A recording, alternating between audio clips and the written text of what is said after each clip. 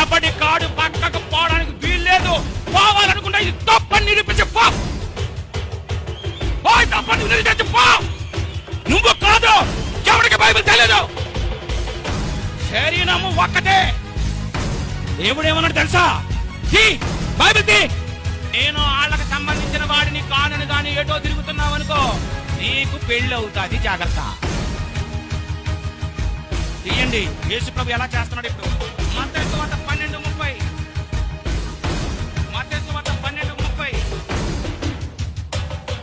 నా పక్షమున ఉండని వాడు ఈ శరీరం అనే దేవాలయంలో అవయవంగా ఉండకుండా పక్కకి ఎవరైనా పోయాడా?